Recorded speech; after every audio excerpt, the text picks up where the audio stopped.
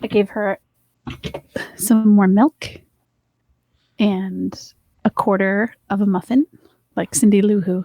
Pat her on the head and sent her to bed. I heard that. What? You farted. No, I didn't fart. All right. I swear. Stop this. Hold on. Okay. See? See? That's not my butt. Yes. What was that? I don't know. I was scooting my... I can't... We caught you. I was scooting my stuff around. Caught you in the act. Look, wait. I'm... You know, it's like when you're sitting on something leather and it makes that farty sound and you're like, I have to move that way again so that everyone knows it was the seat. I swear it wasn't me. Everyone knows on leather that it's probably the couch. You could probably get away with farting on leather and say, oh, no, it was the couch. And people would, yeah, okay. And you say, yeah, this couch stinks. Now, when I farted in my sleep before, sleeping next to a person, I try to somehow... One, they probably didn't even hear it because the other person's asleep. But maybe there's times. And I try to pass it off as like, you know, somehow my skin rubbed against the sheets and made that sound. But it's not real. Yeah. It doesn't even exist. And I try to recreate the sound with the sheets and I can never do it. Because again, that's not real. It doesn't exist. That noise rubbing on sheets.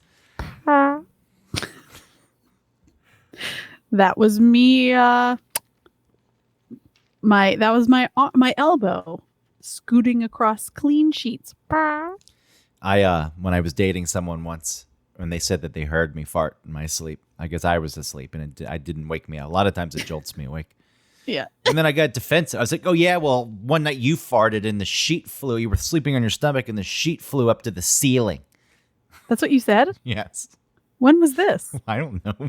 Not when I was a child, which is... Yeah. Yikes. Yeah. Well, I saw one time we were in bed and you farted and it shot the sheet up.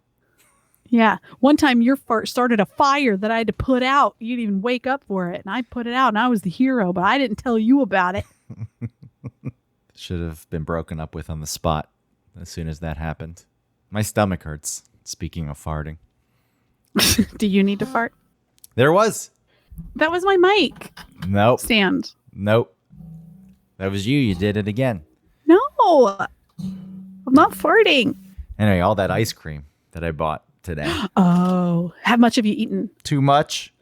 What do you think? Like a third of it? I bought a box of chocolate eclair ice cream bars. I bought Turkey Hill ice cream, which is... What flavor? Not a half gallon anymore. By the time I got there, it was picked over because it was on sale. So the Neapolitan was left, which I enjoy. Oh. It's not a first choice, but... I've never purchased Neapolitan. I like it. Yeah? Yeah, when that's still left, I don't feel disappointed. And then I bought this fancy Cool House ice cream. Is it H-A-U-S-E? House? No E. Just H-A-U-S. I can't spell. Cool House. It's run by women, Autumn. It says right there on the pint. What is that? I support women-run business. What? That's what I support women-run business. I love women. Women are awesome. But this is a thing. This is the thing. That's a marketing. Business. This is marketing now. It's like, tell everyone you support a woman-run business. Why can't you say that? Because it's not natural.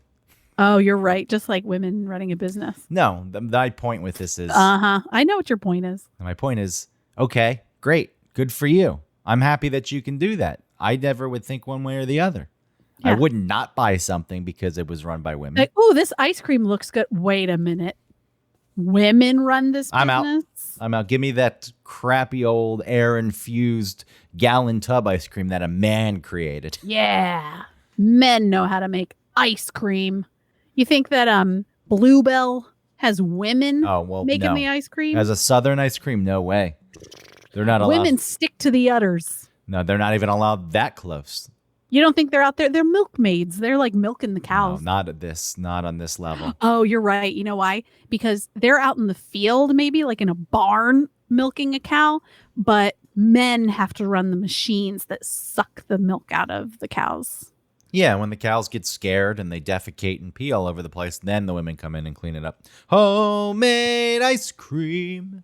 I remember our old country home, clean fresh air and the flowers growing in the field. It gets too low here. Along the path beside our swimming hole. Swimming hole. Where you get leeches and an amoeba that eats your brain. That was such a simpler time and place. Have yourself a bluebell country day. Women not allowed. Do you remember the other bluebell? Bluebell ice cream. I can't remember how that one went, though. Homemade ice cream. Homemade ice cream. What a perfect way to say. Have yourself a bluebell country day. Swimming hole. My joke with that was with that jingle was Mama hollering through the screen. Y'all kids get in the fucking house. I think you told that joke already before on that infamous episode. What infamous episode? You know the one. I'm not going to point it out, but it was an infamous episode. Now infamous. Yeah, that one. People don't know, but me and Greg know.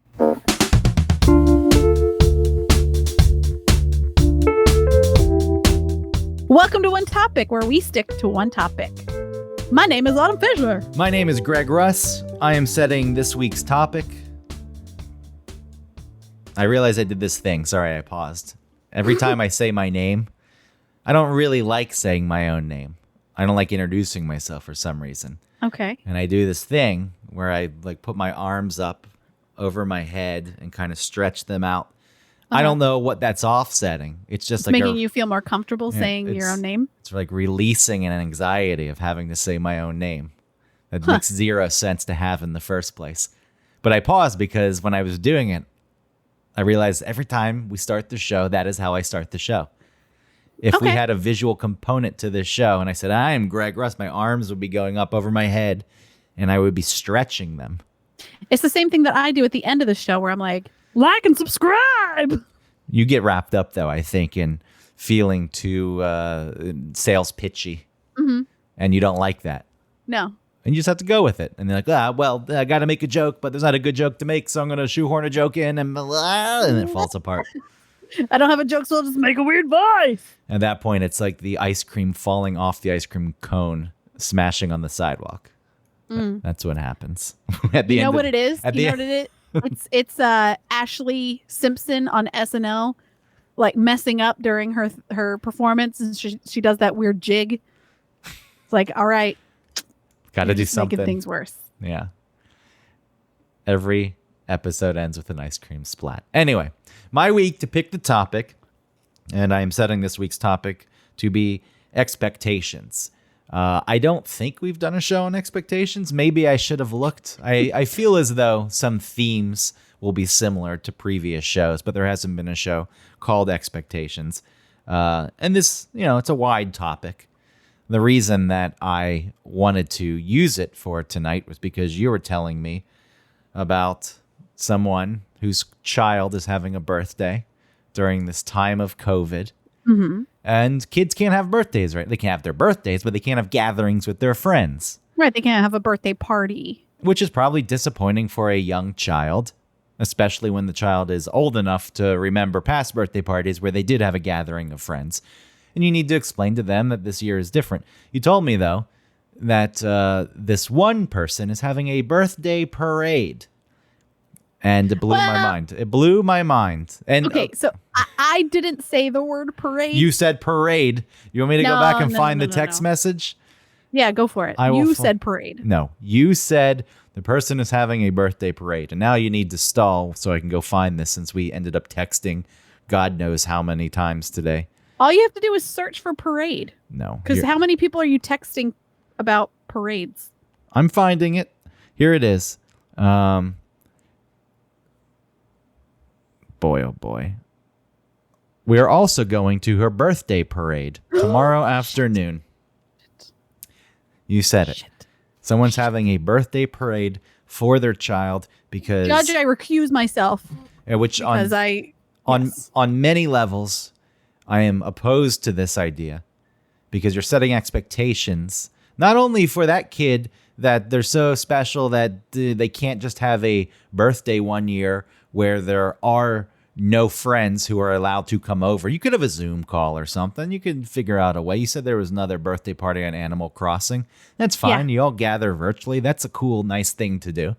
But also, I think about this parade for this child, and then the other kids who have to go to the parade are then going to expect parades in the future. So it's like setting the standard. It's like going to the grocery store. To me, it's on the same level of grossness as going to a store, grocery store, department store, and they put kids' stuffed animals eye level on the bottom shelf right when you walk in or right when you're going to the cash register, so the kid sees the thing and then bothers you about it. So this is such selfish behavior on my part, because the kid, God forbid, the kid can't have a birthday party where the friends aren't hanging out, that they're setting up a parade where they march down a neighborhood street and people line the streets with balloons and they cheer, and there's a float that they probably, maybe a wagon, they pull the kid in. Okay. And then next year, your kid Ellie is going to want a parade. Well, I want a parade.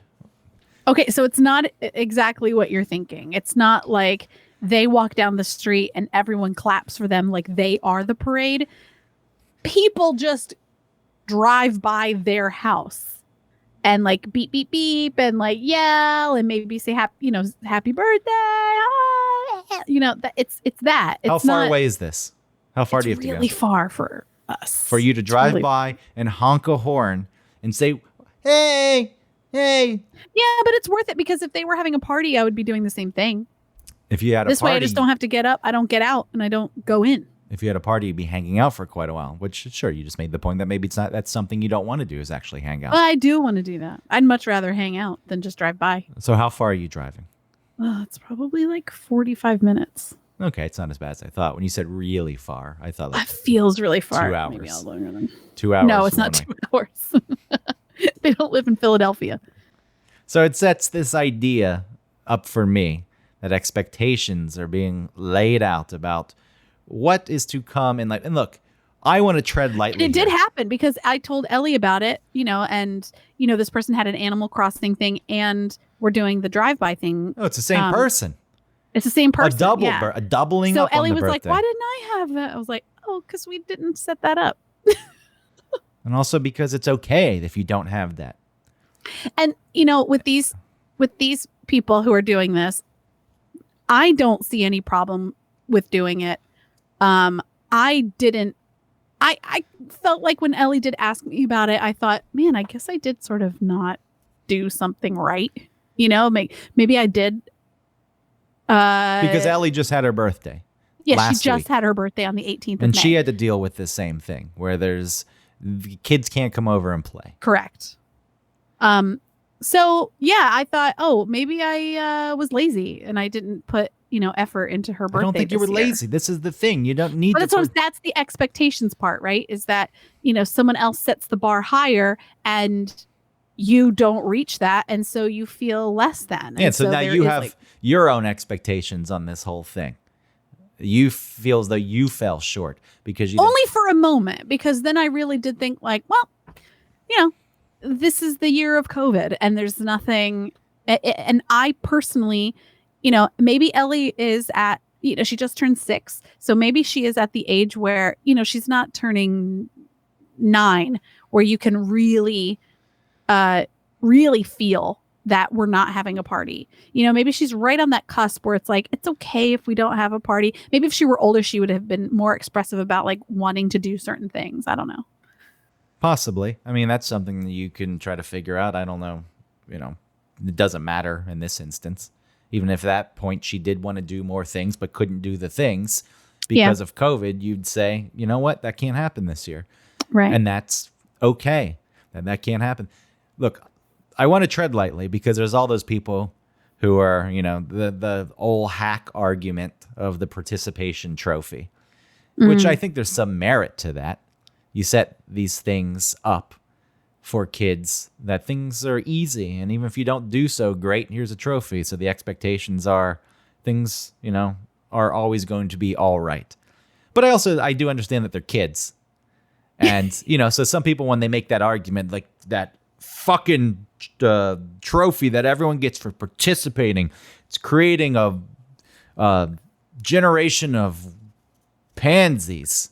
Right. And it's like, well, I think there's a balance in there. There are kids. They are kids, and maybe You they gotta, should. you gotta drown your kids so that they learn how to swim. Yeah, yeah. I don't think that setting up an expectation that the world is such an awful place and it's so even if it is difficult and Yeah. mean at times, it's like you don't need to expose them completely to that. I think you try to balance the two and you set some standard. You're like, you know what? There's going to be people in your life who care about you and they're going to take care of you and nice things can happen, but there's also times that things happen and they're out of your control and you can't always get the thing that you want. And I feel like this is a moment to set that expectation instead of having a parade with a float, with a paper mache wagon being being pulled down the suburban street as people line and clap and cheer and hit cowbells and rattle tambourines.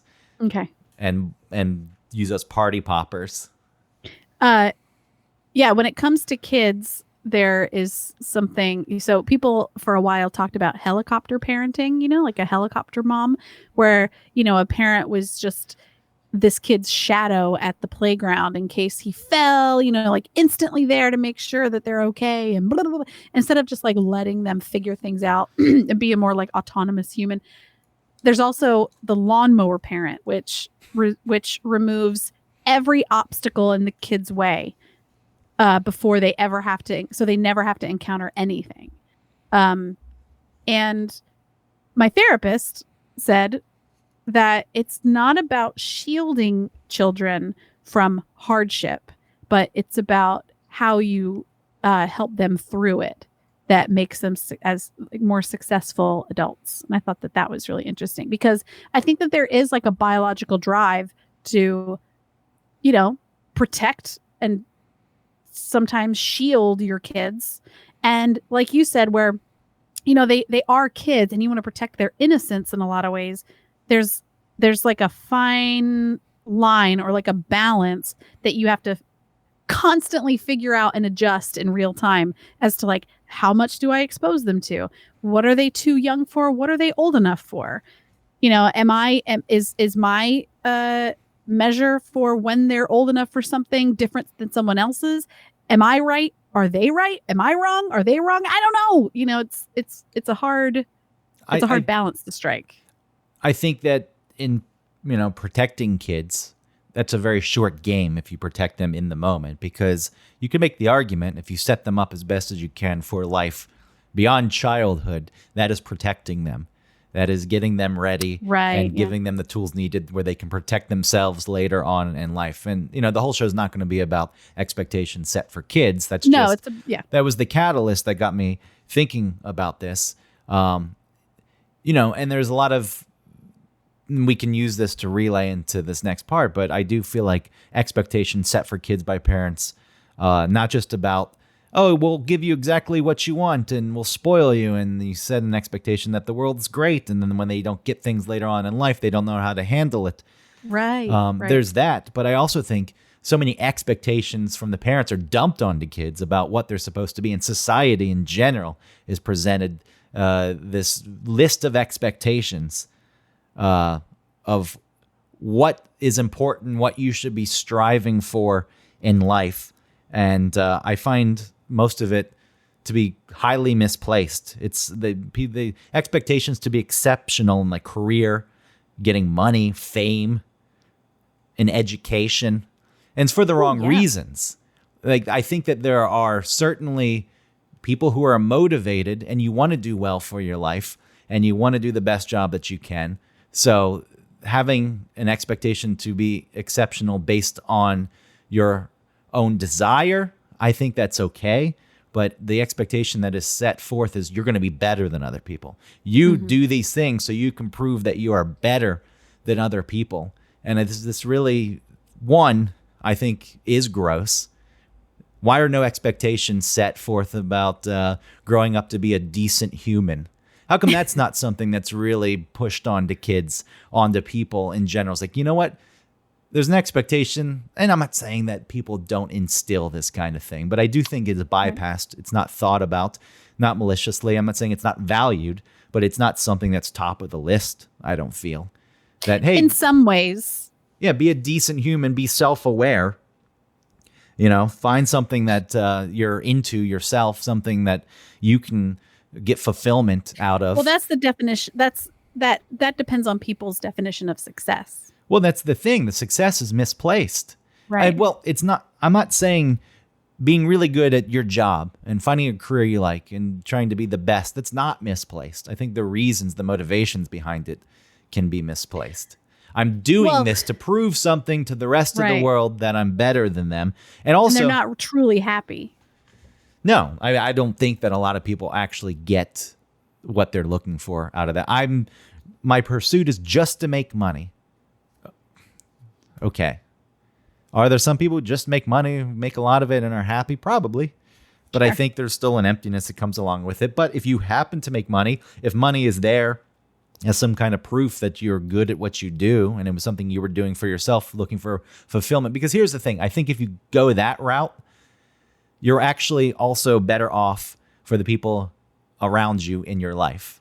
If you're actually fulfilled, your expectations are, I want to do as best as I can by me, then you're better prepared to be what you need to be for the other people in your life. So it's not, when I say, the fame, anyone who just strives for straight up fame, I know that's a tough one for me to reconcile. I don't know if there are good motivations for anyone who says, I just want to be famous. I'm like, well, okay, you may be a lost cause. But that's also the way that things have been set up, especially more so in our society with social media. And it's like now you have access to fame more than you ever did before. You at least had to have a talent or fool people into thinking you had a talent or just be good looking. Which, plenty of problems there. But now but with that, it dilutes the success that is fame. Yeah, fame is a byproduct. It's like if you did something noteworthy, you did something great, and then it was out there, and then you got famous from it. That's different than straight up fame. I do think that there's an expectation now that maybe it's not quite an expectation, but it's placed on fame as it being some measure of success, just being straight up known for doing something on YouTube, posting some things on Instagram. Yeah. Well, and those people always have to keep it up too. So they have to up the ante, so if their channel, starts to go down a bit, people aren't as interested in their content, or they run out of things, or their life, changes in any way, which was part of, the beginning of their success, like on YouTube or something, then they have to go and, up the ante and do something that's maybe like sexual, or do something that is maybe, I don't know, against what they started as. And now they're just stuck because this is the only, it's like a professional athlete, like their only goal was sports in school. And so they didn't actually, learn things. And so then they go to college, and then, they skate through some things, whatever they get, like, a hotel management degree or something, but they really are just like playing football or something. And then they get injured. And then what? A lot of them go like, run used car dealerships and stuff. They don't have stuff to do. Well, you bring up sports, and I think when there are kids who are playing any sport and it's dominating their life, that's an expectation that was put on by the parent. Yes. The well, parents now like, you're going to be good at baseball and you're going to be in the major leagues. And most people don't make it to the major leagues. It doesn't happen. Yeah, there's a lot of kids in sports, when they do well, the parents, like, it doesn't give the kids a chance to change their mind about the sport. Even if they continue to do well, or if they stop doing well, they have to keep doing well because the parents are like, this is your identity.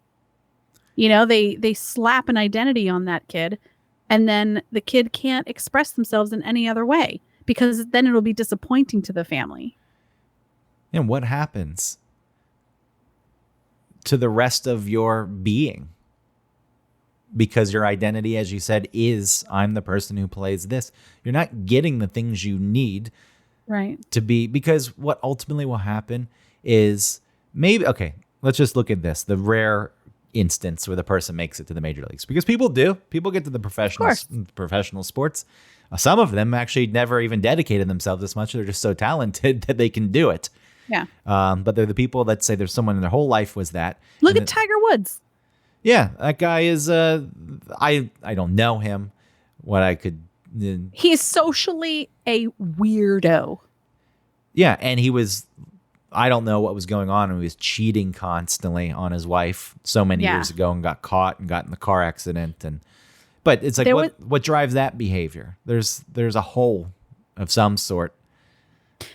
It was, I think, honestly, when it's your identity since you're a toddler, you have nothing else and you don't focus on anything else. Yeah, because I am just someone who plays golf well. And that is the only thing I can do. There was a story about sitting next to him on a flight that it was a really like something happened on the flight where the air mask, the oxygen masks were dropped and like the lights were flashing and people were screaming and praying and crying. And the girl that was sitting next to him, was freaking out and was like holding on to him. And before things started to go downhill, he was like studying something that was related to golf. And she thought that was funny. And then, things got scary. She was freaking out. And then once things calmed down and they figured out whatever was wrong with the plane, he just like went back to reading his thing. Yeah, alien. No skills outside of that one skill, which made him famous and rich and great. But the other side of it that I was going to bring up, most people don't actually get to that point.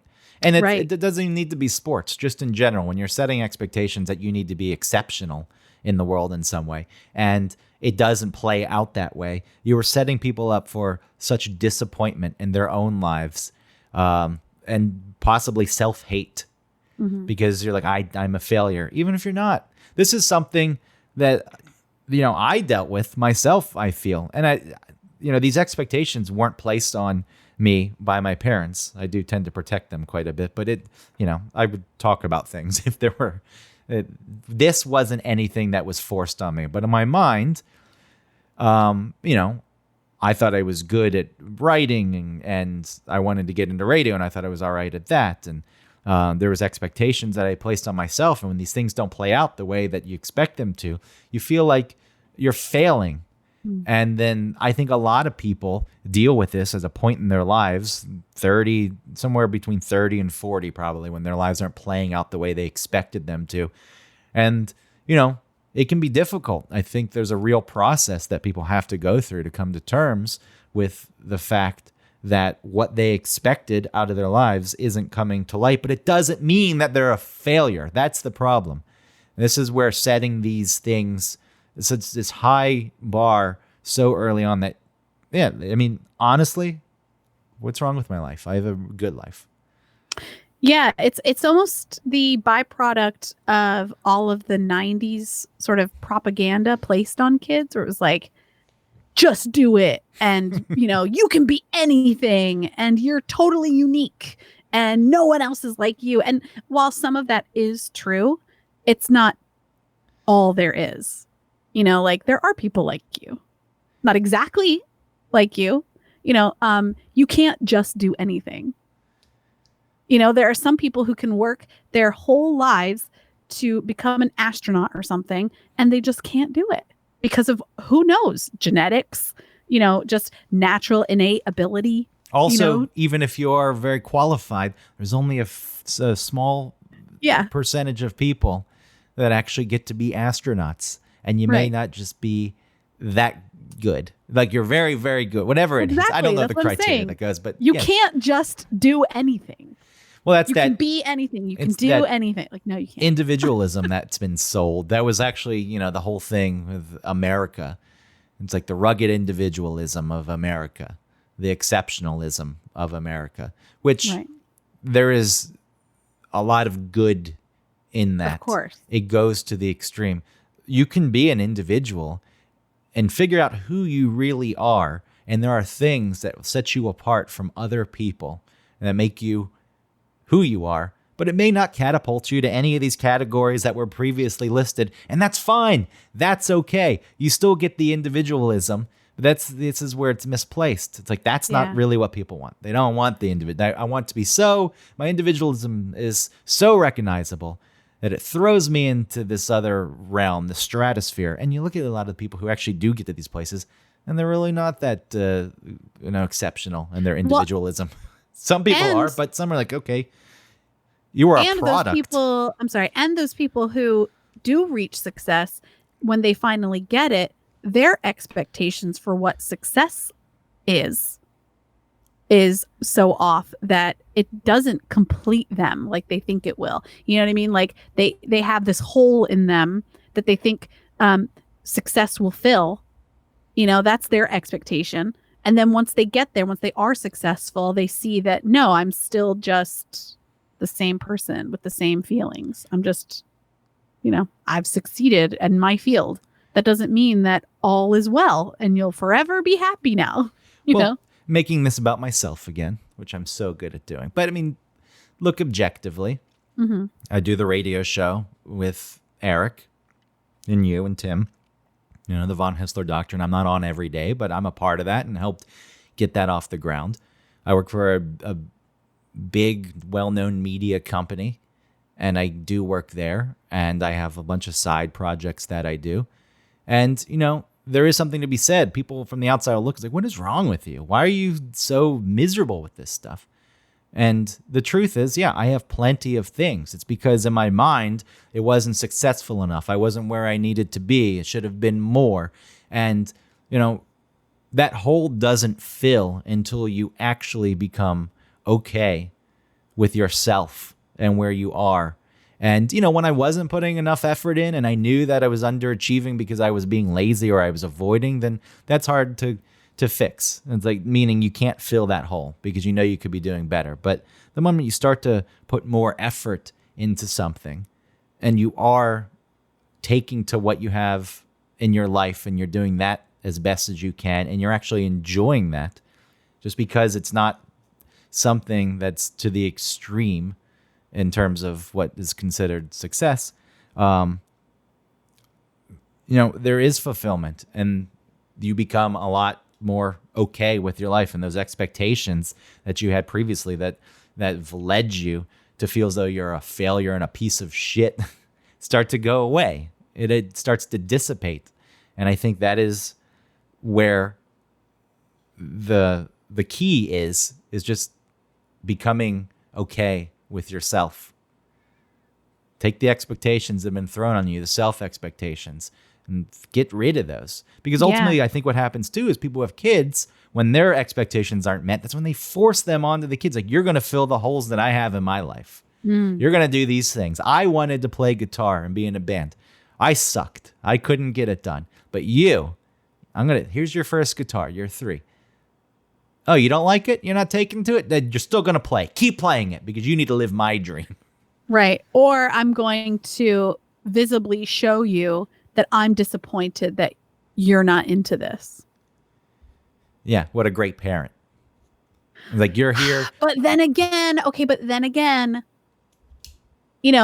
people who are really good at something like that, maybe they were pushed by their parents. You know what I mean? Like, where is the line between me pushing someone? Because listen, a kid is not going to sit down at the piano every day after school for piano practice. They don't want to do it. So when are you supposed to listen to them and respect their wishes as a separate individual? Or when are you supposed to push them and say, like, no, okay, I know better for you. Okay, but you're going to be happy in your 20s getting drunk with your friends when you can sit down on a piano and you guys all sing along together because you can play. If you can play a bit to entertain your friends when they're drunk, sure, that's fun. But you've already established that if you push them and they become very successful as a piano player, that there's still a good chance that they're not completely fulfilled because this is something that was forced on them. Again, there's certainly expectations, but I think the expectations are the kids who sat down and did it because they wanted to and did I dedicate themselves to it. I And know, most but people kids, don't. Most kids won't they're- do that. But I don't see yeah, what you're getting out of it by forcing them to do it. it's because I'm not playing devil's advocate, but I guess I'm exploring the different options in different scenarios because I think like Mozart's father like beat him when he would make mistakes and stuff. Yeah. Okay. Or So someone so maybe it was Mozart's Beethoven, I don't known know. as one of the most brilliant composers there is. But do you think he had a happy life? Again, we don't know this. I don't know. Maybe he did, and certainly applying broad strokes to this whole thing. But it's more of an an exploration on my part. With I'm leaning towards an idea of what I think the reality is, but I am open to saying that's not completely the case. I don't. Maybe it's not black or white like that. Maybe it can be, I can still push a kid to play piano, practice piano every day after school. I can push them to do that because I do know better that one day they will be grateful that I did push them to do that. But at the same time, it doesn't have to be a reflection on me that like if they push back on my pushing them, that it's not that they're disappointing me or that that I have some expectation that they don't fulfill by doing that. But you're still It can just setting a be, standard for them. You need to be good at piano. I think no. It doesn't have to be good, but it's important that you practice because if they want to because play. If a kid says, I don't want to play piano, why is it important that they practice? Because they it's don't not want that to they do don't it. want to play. It's that they don't want to do the work to do it. And doing the work is difficult. Okay. And I think that Well, that's all right. Finish. giving them the expectation that to achieve something does take work and that the work is difficult. It won't be easy. That I agree with. Yeah. I agree with that. But I think when you're focusing in this hypothetical on piano, if the kid doesn't want to play piano, then teaching them that as a lesson that hard work is something and persistence and practice, even when you don't want to do it, that is an important thing. That you need to, that's an expectation I feel as though is worth setting. But it stays kind of at that level. It's like, so you figure out what you want to do and what you like. And But when kids you figure can't do out, that. They're little chimpanzees. You know what I mean? Like you can't explain to them that in the future they're going to be happy that they did this. In the moment, they don't want to do it. But So if they're they going to be don't like, I like don't it, want to play piano. then I think you just spend that time and when they're young teaching them that one lesson. And then at some point, and I get it because there are psychos out there who do push their kids to be so great at something so young that if you start when you're 13, you're already behind the curve. And that in its own right is this wrong thing because the kids are doing it. I don't know what the motivation is. A lot of them probably are like, I have to do this. If I don't do it, I'm going to let my parents down or I'm going to be a failure or everything, my identity no longer exists. Okay, so they have the upper hand, and that's why they're your kid who decides at 13 they want to play piano suddenly is at a disadvantage. But I think that is okay ultimately because what are the expectations set forth for one's life? And my expectations would be you figure out who you are, and then you do the best job at that as possible. It may not get you. It may not get you on this list of money and fame, but that is okay. This is what I would set. I was like, that's fine. As a parent, I think you would have to sit down and be honest with your expectations of the kid, right?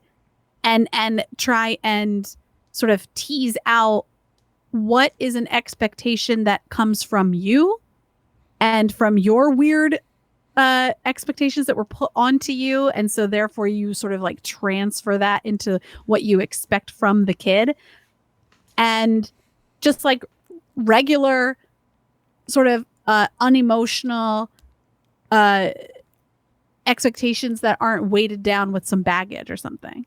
You know what I mean? Like you'd have to really figure that out before you start traumatizing your kids into being successful at piano. Let me ask you this. Okay. If Ellie grew up to be, and we'll just stick with piano because that's what we're talking about. Okay.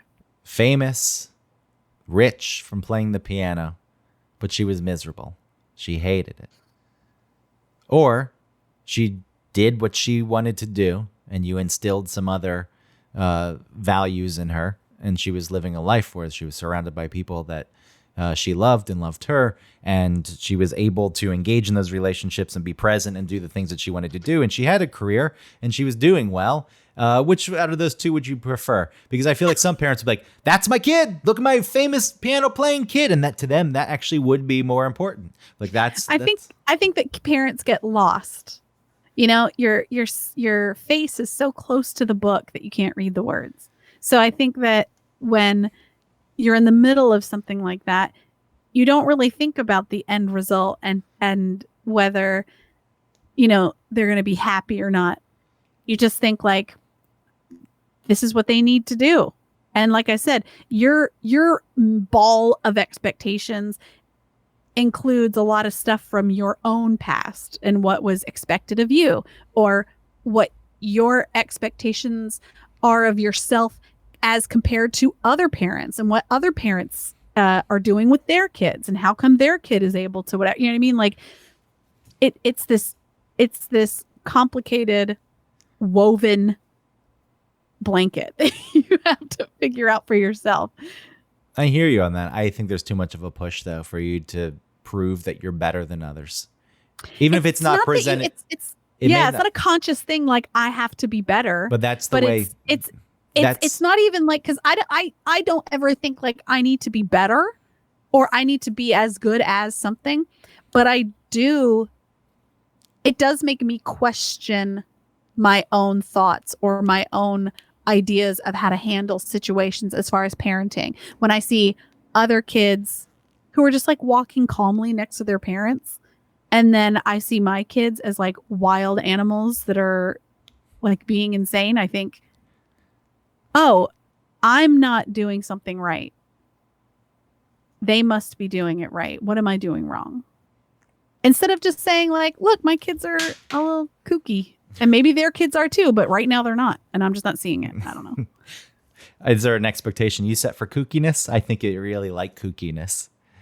Well, that's the thing. I do. So sometimes my brain, you know, goes into a darker place where it's like, oh, I'm doing something wrong. I should be more strict with them, or I should be sort of teaching them, blah, blah, blah. And then there are other times where I'm like, if I did that to my kids, I'd like break their spirit, and I'd be bummed that they weren't so kooky. You know, it's like, oh, I broke them, and now they're just these little zombie children that stand next to me and like, okay, mommy, you know, instead of like arguing back with me and fighting me, which I hate in the moment. But in the end, I kind of like their spirit. So something I used to think about a lot was I took Ellie to a pediatrician when she was like maybe a year or so old. And the pediatrician, like when they're little and you take them to the doctor, they just kind of sit there like little lumps. You know, they don't really do anything. You can like do whatever you want, and then they'll cry if they don't like it. But when they're a little older, they'll fight you. And so the pediatrician was like examining her and like poking her and everything. And she was fighting her. She's like, oh, good. She's fighting me. I like that she's fighting me. And you like really it means that. Something. Huh? And you really liked that. I liked that she noticed that. That made me realize, like, oh, it is good that she's fighting. So let me ask you this, though. The spirit, because I love their spirit. I love that they fight with me. And this is something about them that you want them to harness and grow. It's like their spirit is important to me, even if it comes at the detriment of other people's experience. I'm not saying this in the moment, but I'm saying, isn't that where that ultimately, so you see the kid who's standing there like a zombie being quiet, and who knows what's going on and how that parent got their kid to do that. So it could be personality. Yeah, whether too. It's just some the kids, kid is like that, who knows? But it may be some harsh strictness that, most people wouldn't agree with. That also got them to that point. So I'm not saying that's right either. Right. But, offsetting that with I love the fight that's in them and the energy. And is that more important? You laughed at my other question about the piano. I don't know why you never answered it about Ellie. If you'd rather be the piano player who's miserable. Oh, because it's ridiculous. No. Are you saying like, do you want your kid to be a piece of shit but really good at piano, I didn't, or do you want him to be awesome and a but better person? I think that's a valid question, because I think some people, even though they would never admit it, would rather the kid be famous, and then they can say this thing. Oh, of course I don't want her to be famous, but But hate her life. but so this is, I presented it as an extreme on purpose, but I do think that No, that, if she I do if she think ended up being famous for that and hated her life and wanted to quit, I would be very supportive of her quitting. I do Be think like, that whatever, we'll figure it out. okay, yeah, Yeah. I do think that there's an importance placed on that some parents maybe wouldn't admit aloud, but they're like, well, you know what? You throw in the misery part. I get that probably Yeah. changes. Maybe I ruined my own argument by saying that they're miserable. No, but let's say Ellie grows up to be someone like Taylor Swift, and she just wants to like, I'm sick of it. I hate it. I don't want to do it. I'd be like, okay, let's do it. Quit. Who cares? You got a lot of money. Let's make sure we got someone in our team that's, gonna not steal your money, and handle your money and make sure that you're set for like a couple generations after you. Like, it's cool. Quit. We'll do something else. Whatever. Oh. So go on. Well, go ahead. Well, you brought up another thing after the piano scenario. About other people's experience. My expectation was that I would rather harness their spirit more than keep it contained. Is that what you were saying? Not contained, but I'm saying I want them to flourish with this spirit, and they're going to grow up, and you like kooky, and I want that to grow. But does it serve them well ultimately? Like, that's going back to the individualism right. thing that I'm. Listen, I'm not the parent that's like, sorry, Elliot doesn't want to say sorry, so I'm not going to push her to do it. No, fucking say sorry. You hit her, even if it was an accident. I don't care if you don't want to say sorry. You say sorry. I do put social expectations on them. As far as like keeping the herd. Like, I like to talk about, humans are herd animals, keep the herd happy. Don't be an asshole. And be considerate. I'm very into like being considerate. Always put your cart back in the cart corral. I don't care if you're, tired or you don't want to do it or it's far away. Like, it's a pain in the ass for someone else. So we always put it back. If there is no cart corral, you take it back in the store. Cause I don't know, not leaving out in the parking lot, stuff like that. I would never just be like, well, Ellie doesn't want to take it inside, so she doesn't have to because she's an individual. No, fuck that. Fuck you. No. And I know that about you. I'm just, for the sake of the show, we're exploring that.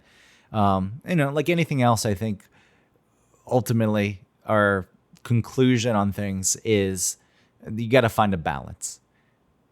It gets repetitive with this show quite often when we talk about these things that, have to find a balance. But it is pushed so hard that the individual is the most important thing, and you need to be unique, and you need to find your path there. Everyone else be damned. No matter what kind of damage you leave in your wake, it doesn't matter, because you are most important. You need to harness that. And, I do think being an individual is important, and you can figure out what makes you you. There's a disregard, seemingly quite often, for how your presence affects other people, how your being can affect other people in any given situation or circumstance. You see it quite often. It's like, I want to blast my music. I don't care about anyone else who's around. It's like, where does that come from? And sometimes it could just be defiance, but I do think that is another thing that is set forth as just, that's a societal expectation, a cultural expectation. And it's like, you be you, you do you, you are the individual, and you find out what that means. And I think the fact that there's no line or there are no boundaries drawn to that also lessens its importance. Working within boundaries to actually get the thing that you want means that you put more work in. Otherwise, it's a weed that grows instead of a garden. Gardens. What do you mean? What do you mean? What do you mean? Confused. What do you mean? What do I mean? I'm confused by your. I don't understand. Which part? That it was a. I don't understand. What do you mean? The garden? I'm sorry. I feel bad for asking. I don't understand your logic. I was saying that as an individual, if you're growing as the individual without boundaries and you don't give a shit about other people, because the most important thing in the world that's been told and taught to your whole life is harnessing that individual spirit and becoming the person that sets you apart from everyone else. That's like a weed. That's a weed growing. It's weeds grow wild. And if you have boundaries, like, figure out who you are as a person, but also realize you're a part of a larger collective of people, of humans, and your actions do have impact on other people's existence. And that's something you should watch out for. So here are the boundaries. So figure out how to be the individual, but these are the rules. And that's what a garden is. A garden is you set a plot of land and you have to tend to it. And there are things that you can't do or the garden dies. That's the difference that I'm... People think that being an individual means that you are better at something, right, than other people. Well, it's just everyone... Like that makes you stand out. When really getting into... And those things may kind of be fake.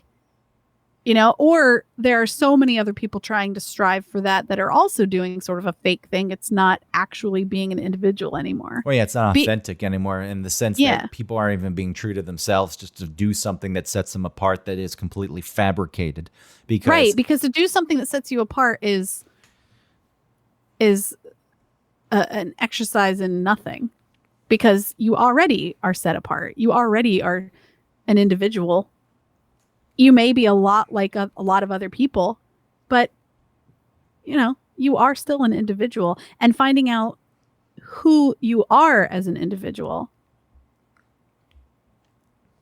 like you said, sets you up for more success. Because then you seek other people who actually make you happy instead of the expectation of certain people making you happy. And then you seek out work that makes you happy, which is ultimately success, even if the money or maybe for some fame doesn't come with that. Yeah, I think when I'm saying with the expectation that is set forth, that normalcy, being somewhat normal, being an individual in normal. Normal's no good. Normal means you failed. The exceptionalism is the expectation that's set. You're not reaching that. What happened? You failed. You need to keep striving to do that. And it creates a society and, a certain, not everyone's like it. I know I keep, putting that disclaimer on because I'm speaking about a certain sect of people. But there are people who's like, I'll be damned. I don't care what it takes. I will screw other people over. I will stab them in the back. I will smash their faces with my foot to get where I need to go. And I was like, that is the fact that quite often is set forth as the desirable expectation to me is like wrong. Like that is why is that where you want people to go? And, expectations as a whole, and this can tie back to how we first started with my thoughts about the parade. It's like, does it start there? I don't think having a parade for a small kid, but, it is laying some kind of foundations. Like you're going to get what you want. We'll get people to drive far out of their way to come for you. They're coming for you because that is how special you are. And then it's like, why are people doing that for me later in life? And then if you can't deal with that, you try to force people to do it in certain ways. Yeah, or you're always searching or trying to seek something that is not real because your parents sort of set you up for an unrealistic experience in your life. Yeah, I'm not trying to completely demonize the parade. And again, I understand that. No, there's a lot that goes into it. The people who are doing said parade are not also being like, whatever you want, kid. Like you do whatever. It's still a strange thing, I think, to do, to expect other people. And that's an expectation that's being put on other people. Well, it kind of turned into a thing during COVID for kids that people drive by your house, and it doesn't have to be for kids. I guess it could be for anyone who's having neighbors, fine, but to drive, I don't know. Why couldn't it be? Maybe most of these people are neighbors and we just live really far away. Why couldn't it be an opportunity to say, you know what? You're not going to have the traditional birthday that you're used to having. Like what you did with Ellie. It's like, but you're going to be around people, your family, people who care about you. And there's gifts and there's a beautiful cake and you're going to have a nice time. And she had a nice time. And it wasn't the end of the world. We and took her to a beach. Yeah, I think that's also showing that, all right, you're not having this thing and that's okay. That's the expectations. That's, that's fine. There's still good things out there that you're going to miss. If you're so wrapped up in you're yourself, not saying that if you're people so are doing self-absorbed. It wrong. Who? I'm saying some people are doing it wrong. I'm saying anyone who's somehow trying to force a birthday party because my little baby can't feel as there's correct. Yeah. The love is still there, and the things that a birthday should really represent and what you're celebrating is still there. Yeah. And I think it's an opportunity that you could take, that someone could take, to set some expectation about the way things really work and how it is okay, how everything's still actually good. This wasn't some huge loss. Now your life is ruined. It's like, look, it was actually still very good, right? And people who go through life and missing out on a lot of good stuff because whatever they're looking for isn't real, or it's it's made of cardboard. It's a cardboard cutout. Yeah, it's a 2D experience. There. That's all I'm ultimately saying, is that there are opportunities, and the expectation that should be set is, there's good things out there. Just because things aren't going your way all the time, there's still good things. But I gotta have my paper mache wagon. It's not even what's happening. Fireworks going off. Hope you have a noisemaker. Hope you have one of those unfurling party favors. You never know. Those are really a gamble, because you buy them and you never really know if they're going to make noise. Sometimes they just go like. Are you? That's true. A little plastic thing inside. Sometimes, sometimes, but not always. You never know. Are you also expected to bring gifts? Hope not. Oh boy. Yeah, because to a kid, a honk. Well, what can you do? Throw a gift at him? A honk isn't enough. I'll tell you that. Where's my present? It's my birthday. I was like, yeah, there's 365 days in a year, sometimes 366. There are 7.5 billion people on the planet. Do some rough math and see how many people have shared a birthday with you. See how special you really are. Yeah. Do you want to tell that to a kid? No, I do. I'd sit the kid down and do some math. Like, do you understand this number of people? You can't understand this. When they're little, you can't do stuff like that. You can't. See, that's what I mean. You'll crush their little spirit. You can't grasp this, can you? But it's like, you didn't even do anything. The birthday should be, I know there's Mother's Day, but the birthday should, everything should be a celebration of the mother. It's like, you went through awful pain so I could be alive. Thank you. But it's like, you're here. Yay. Here's a cake. You go to a restaurant on your birthday. Let's see how many people have the same birthday as you. You go to an Olive Garden. You go to a Red Lobster. You go to a TGI Fridays. There's 6 other people in the restaurant the same day. Like, the cake comes out and you think it's for you. You're like, and then they go to a different table. It's not that. This is just coincidence. The cake. Like, someone brings out a whole cake. Well, they bring out a slice of rupturing brownie or whatever the hell the thing is. Rupturing. Whatever they call it. Molten lava. Yeah. Brownie cake or something. Yeah, that thing. All right. Thanks for listening to One Topic. You're not special. What was that? Okay. Just do. Come on, you can do the end. Just all right. Straightforward. Just get it out of the way.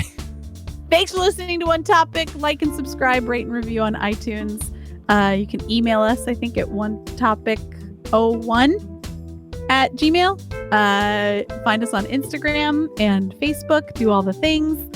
And support our sponsor, hoffandpepper.com. Use the code OneTopic15 for 15% off for some really good hot sauce. We love them. Thank you. And go. Thanks. Bye. See, you did it. Thanks. It's okay. I still was stumbly. It was fine once you got going. The time to be for being clever is during the show. It doesn't have to have little quips at the end. You just get us out. I know. I'm setting that expectation now. No one expects you to be really funny at the end. That's just getting us out. I know. It's the same thing with your arms. It's some offsetting that I do where it's like, I'm asking you guys for things and I'm saying things that every other podcast says, and I know I'm doing it, so I have to be weird. You hack. You're not any different. I know.